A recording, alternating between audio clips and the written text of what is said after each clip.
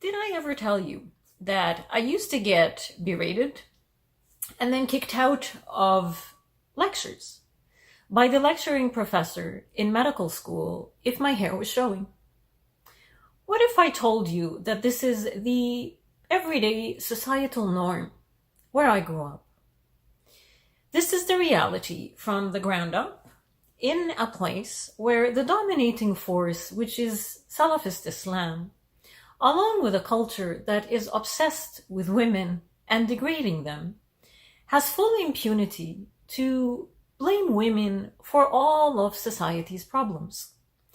In the same way, the anti-Semitic extremists blame everything bad in the world on the Jews. Sorry, it seems my last video struck a nerve with a certain group of people whose anger can only be justified with a deep-seated feeling of guilt, because deep down inside, they know that I am right. And that regardless the target, this type of extremism and obsession with a collectivist view of the world is exactly what I grew up in, and no good can come of it.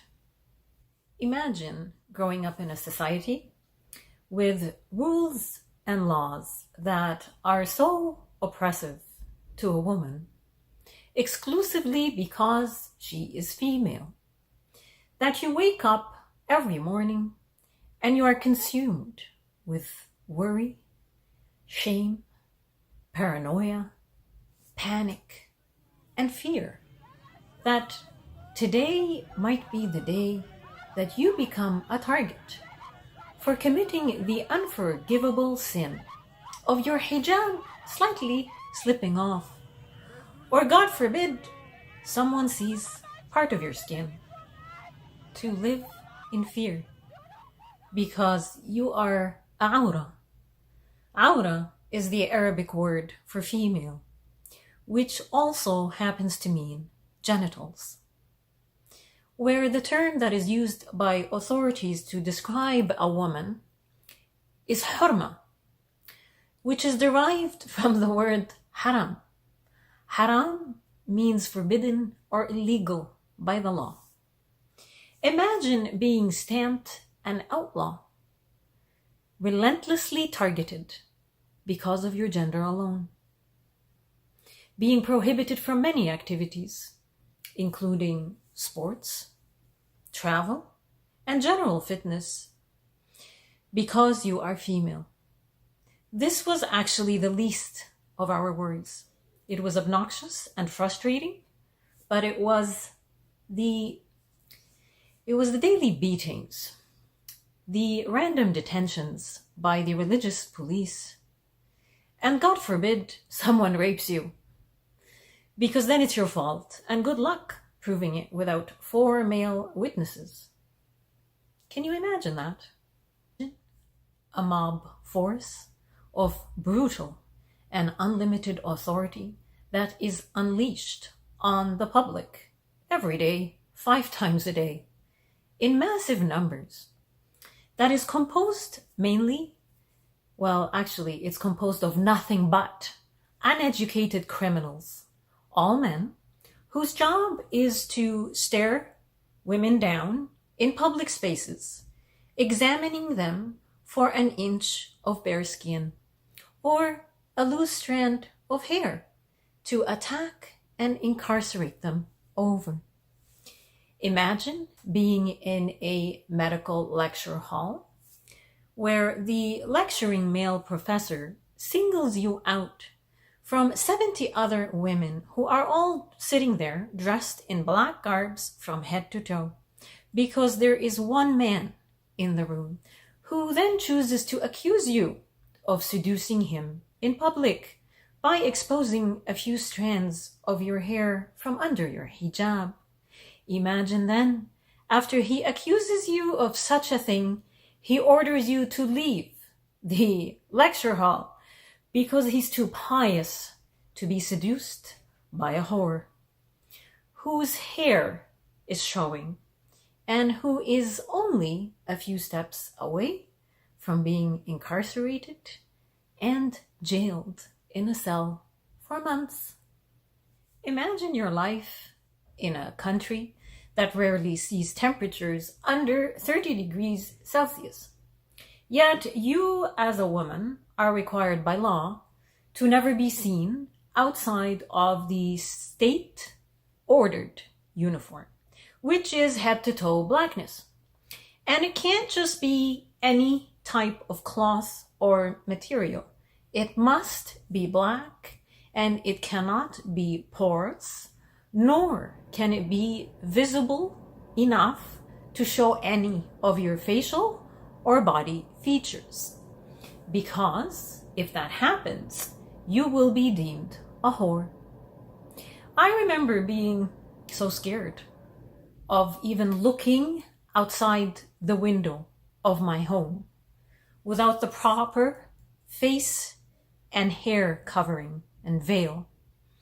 We had 4 mosques around our house, and even if you had no mosques, which is rare, around your home, any man passing by has full right to report an uncovered woman to the state authorities, who will take action because this is viewed as a crime. One time, during my rotating internship in Riyadh, Saudi Arabia, I was rotating through Al Shumaisi Hospital, which Shumaisi Hospital is located downtown Riyadh.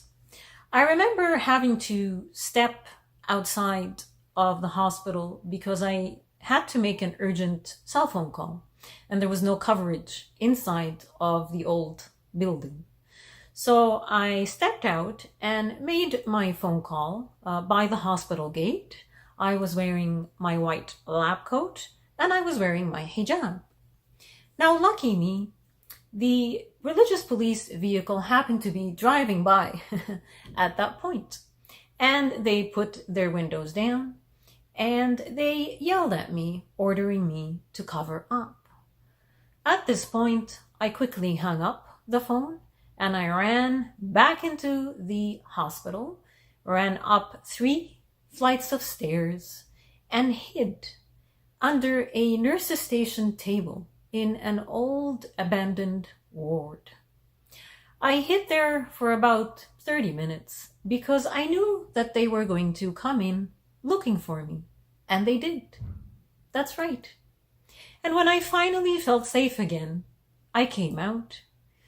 And the security guard came and spoke to me and told me that they had stormed the hospital, all 7 of them, searching for the whore who was on her cell phone.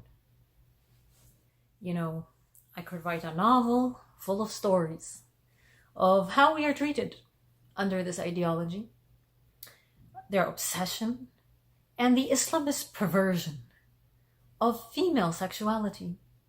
How they've built an entire ideology that the only way for a man to get off is when he feels that women are a subspecies to him. But you won't understand. No Westerner on earth will ever understand the severity of the extremism millions of women are subjected to and scrutinized by throughout the Middle East. After nearly 30 years of being shamed about my body, being shamed about my skin, my hair, my sexuality, and literally everything that makes me a female, I was one of the lucky ones who managed to escape that hellhole. I came to the West and I risked it all.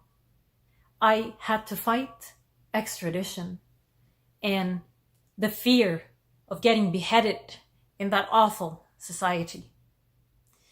And there's one reason that I came to the West. One word. This word is so vital to my being that it's written here on my shoulder. I came here for freedom. I am proud of the freedom we have here. I am proud of the freedom women have here. I see so many beautiful women on places like Instagram who model, who blog about their fitness, and who openly, freely, and with confidence express their sexuality online. No one here can understand how foreign of a concept this is to women trapped in the Middle East. That's why I do so. After almost 30 years of being in a garbage bag, forced to live in it, in the desert, now I can freely show my hair, my skin, my legs, my arms, and I can embrace my sexuality freely. Something I will never take for granted as long as I live. And you know what? I want to tell you something.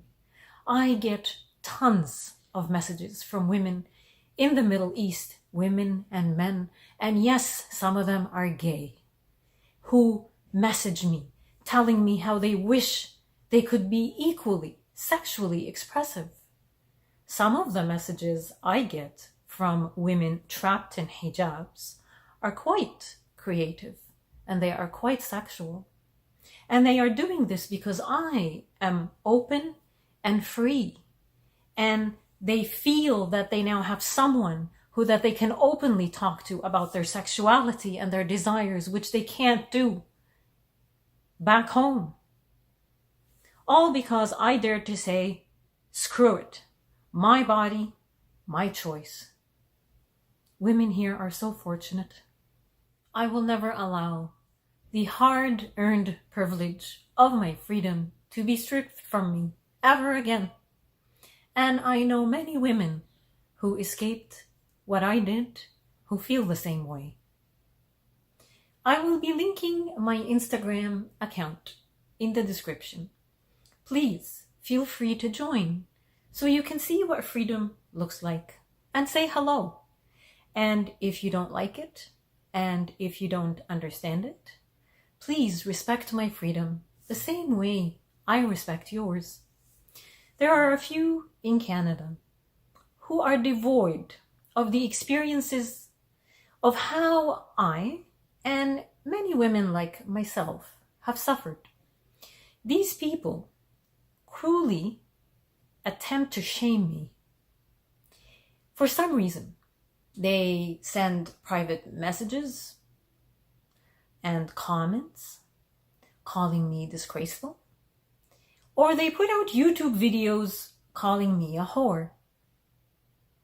The only thing I have to say to these people is perhaps you are better suited living in a country like Pakistan or a country like Saudi Arabia with the rest of the Islamist trash. Besides, let's be real. Which do you think the average real man would rather see? A bunch of angry, bearded, gross men getting enraged over a random Instagram account and having a circle jerk over their little conspiracy theories, or a pretty woman embracing her sexuality? Personally, I think much of this anger is built on homoerotic desires and feelings. Why else would people harbor so much vitriol towards women? This video is really for women. I am here to warn you. Do not take your freedom for granted. As you see the rise of extremism, understand that they are coming for you. Please take this seriously, and they're already trying to wrap you up in hijabs with their little hijab is empowerment bullshit. So we must fight this together, regardless your political leanings. And for everyone trapped in their own heads who try to shame me online, go right ahead.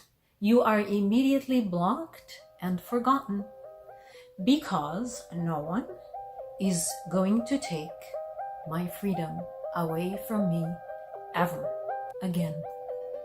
No one.